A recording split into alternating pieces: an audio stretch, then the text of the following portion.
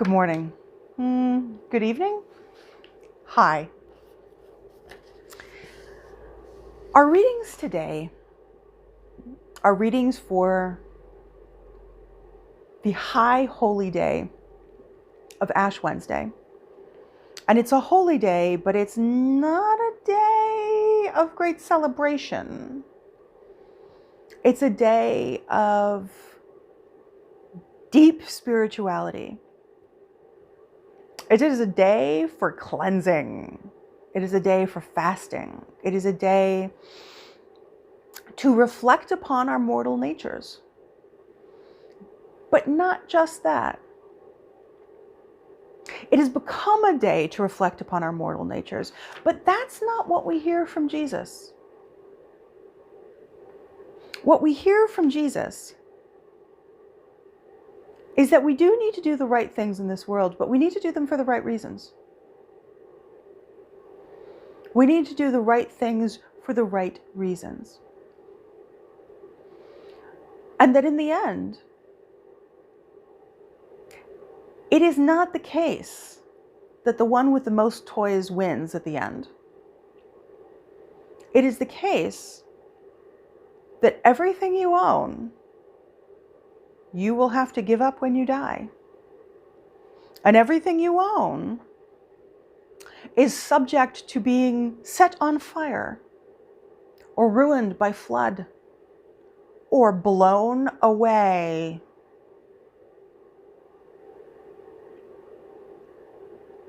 And so, why put your heart in these things? Why make your treasures things that can rust and be destroyed and be stolen? Why not put your heart somewhere else?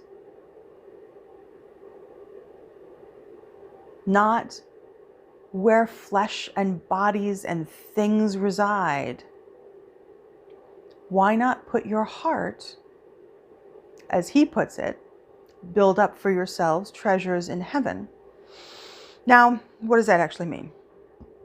That's a fair question.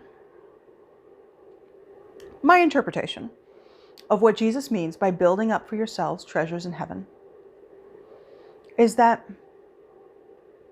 we have a relationship with God that many of us have spent most of our lives neglecting.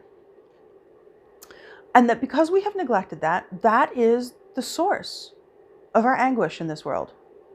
Oh, we can look at it and say, no, actually my source of anguish is this person who's hitting me in the face. Okay.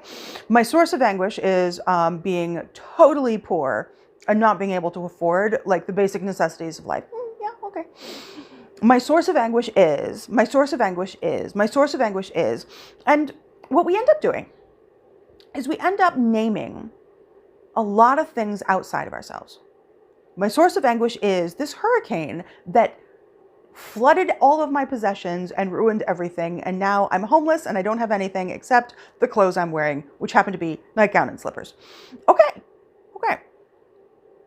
And still, we point to all of these things outside of us and say, my anguish lies there. My anguish is because of that.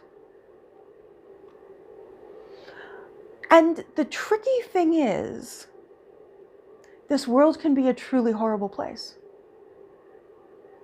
People do beat other people up. People do disgrace and betray. People do kill, people do murder.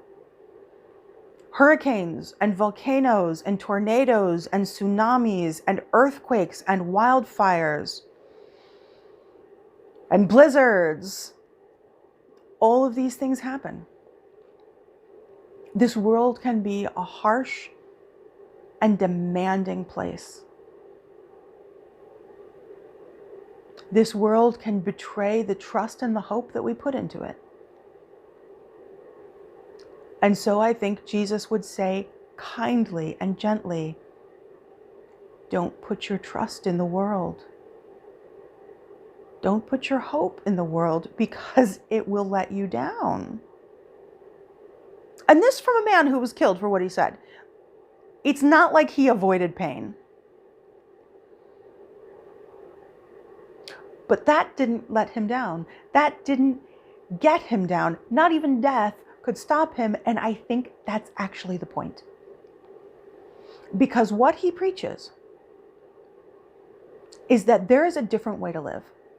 Now, it seems completely foreign.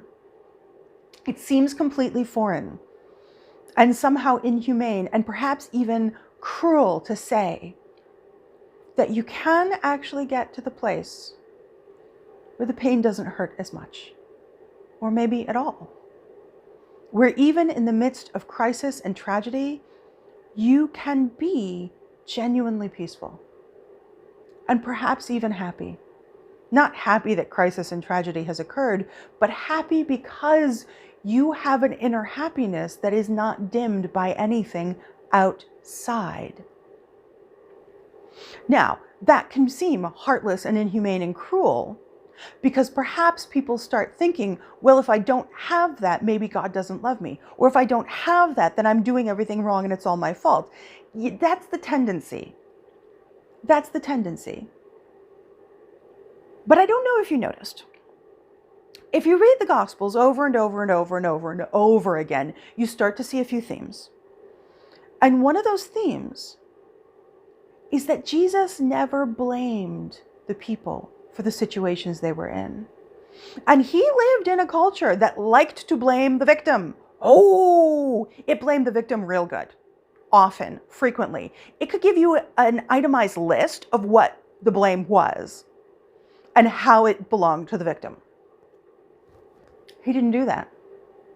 He simply pointed out that there was another way.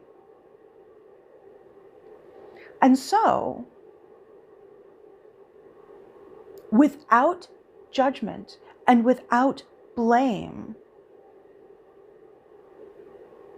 without wallowing in our dreadful things, the sins we have committed, the dreadful things we do to ourselves and to others, without wallowing in that, this Ash Wednesday, I give to you Jesus' own concept that there is another way. Amen.